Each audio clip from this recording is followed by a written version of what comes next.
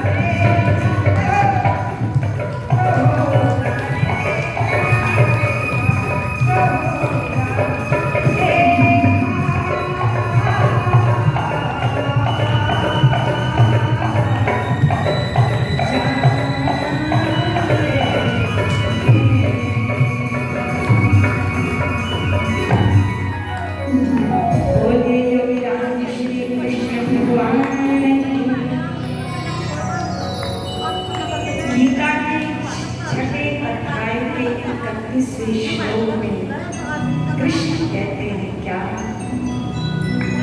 कि सर्वभूत स्थितं यो मां भजे ते तत्त्वमां स्थितम् सर्वथा वर्तमानो अपि स योगी मही वर्तते। कहा कि अर्जुन जो एक तत्व में स्थित होकर के सब प्राणियों में स्थित रहने वाले मेरी उपासना करता है, सब तरह से बरतता हुआ मुझ में ही बरतता है, अर्थात बाहर से वह कितना वैवाहिक जगत में डूबा हो परंतु भीतर से उस ब्रह्म में, उस परम पिता परमात्मा में लीन रहता है। हे अर्जुन, जो व्यक्ति सुख दुख सब तरफ आत्म उन्नति की दृष्टि से संभाव से चारों ओर दिखता है, वही इस संसार में परम योगी बनता है। अब अर्जुन ने कृष्ण से कहा, हाँ बातें नहीं करें, बहुत बहुत साधु। मेरी बहनें प्रसाद तो लेकर के आ ही रही हैं, पर माता जी वस्त्र लेकर के आई हैं, हमारा सम्मान कर रही हैं।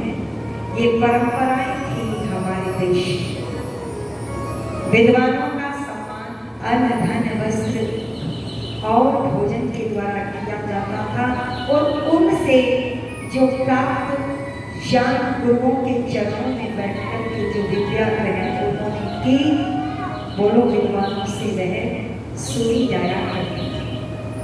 एक बार करके बोलेंगे, बोलिए योगी राम श्री कृष्ण भगवान की, सत्य सनातन वैदिक धर्म की बात नहीं। अर्जुन ने कहा, मधुसूदन, ये जो आप साम्य बुद्धि और बुद्धि योग बतला रहे हो, ये मन तो चंचल है, मुझे तो नहीं दिखता कि इस संसार में कोई ऐसा साधक बनेगा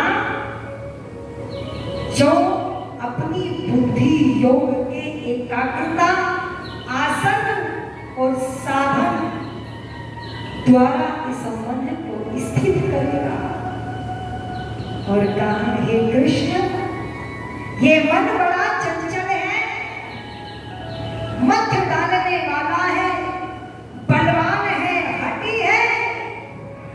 मैं तो मानता हूं कि उसका निग्रह करना वायु के वश में करने के समान दुष्कर है, कठिन। अर्जुन ने से कहा कि अयति श्रद्धयो पेतो योगा चंचली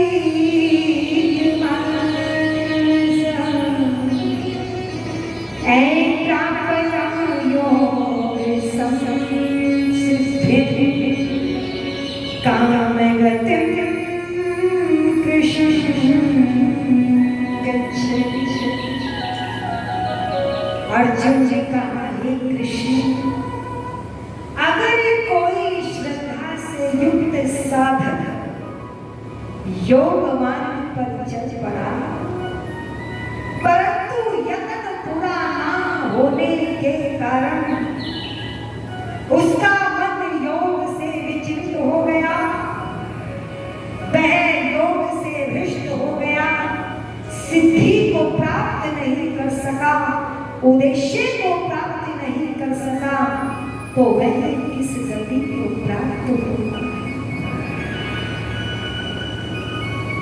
हे मधुसूदन, कहीं दोनों ओर से भटका हुआ यह व्यक्ति किसी तरफ का भी ना रहे। संसार को इसने छोड़ दिया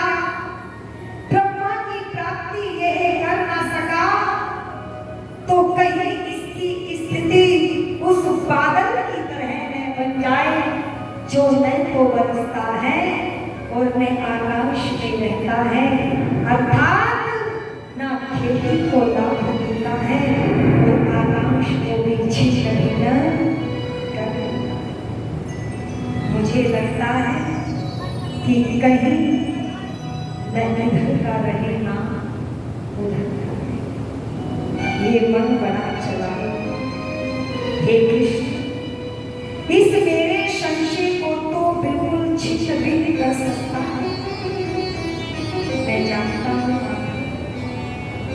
तेरे बिना अन्य कोई मेरे संशय को मिटा ही नहीं सकता, पर हे भगवान, ऐसे मनुष्य का तो विनाश हो जाएगा, उसका कल्याण कैसे होगा? वह तो दुर्गति को प्राप्त हो जाएगा और जिस स्थान को पुण्यशाली लोग पाते हैं उसे पाकर के बहुत समय तक रहने के उपरांत भी वह लोग भ्रष्ट पवित्र और श्रीमान लोगों को कैसे प्राप्त करें? अब कृष्ण कहते हैं सुनो अर्जुन, जो व्यक्ति ईश्वर के मार्ग की ओर चल पड़ता है, कर्म योगी बनकर के ज्ञान योगी बनने की ओर प्रेरित होता है, निष्काम भाव से किए हुए संचित कर्मों के द्वारा उसे बुद्धिमान योगियों के कुल में जन्म लेने का अवसर हो तो मिलता। आपने देखा एक बच्चा पैदा होता है तो उसके पैदा होने से पहले बोलो माता पिता गाड़ियों की बुकिंग करा देते हैं और एक बच्चा पैदा होता है फुटपाथ की गलियों पर, जिसे रोने के बाद भी बोलो दूध की क्रांति नहीं होती। ये क्या है? यही तो ये व्यवस्था है जिसका वर्णन कृष्ण स्वयं कर रहे हैं। कृष्ण कहते हैं, हे गुरुनंदन, वहां पूर्व जन्म के बुद्धि संयोग से अपने पिछले जन्म के अभ्यास के द्वारा पिछले उसके किए हुए संचित कर्मों के द्वारा योग की ओर उसकी आत्मा उसको खींच देती है। जिज्ञासु तक भी सकाम विधि विधान करने वाले ये शब्द ब्रह्मा तक सीमित रह जाने से, अर्थात शाब्दिक चर्चा करने वाले से आगे निकल जाते हैं। और निवेदन कर दूं, कहा कि वही इस मन को वश में कर सकता है जो इन 5 बातों पर विचार करे। और कौन सी? चित्त की एकाग्रता, जीवन में संयम, समदृष्टि।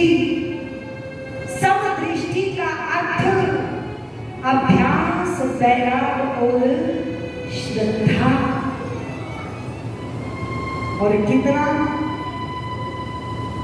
तो कहा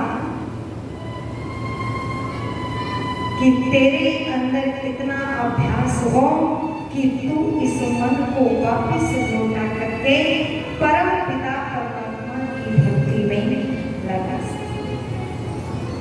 अभ्यास है ना तू कौन तय वैराग में चेहरे। हमारे काम 2 तरह के होते हैं, विध्वंसक और विधायक। खेत से घास निकाल देना विध्वंसक और घास की जगह खेती करना विधायक। इसी प्रकार से चित्त की सात्विक स्थिति में यत्न करते रहना अभ्यास है। अगर निरंतर चित्त को एकाग्र करते रहने का यत्न किया जाएगा तो मेरी बहनों, एक दिन आप मन पर बोलो विजय प्राप्त करेंगे। और कैसे? तो कभी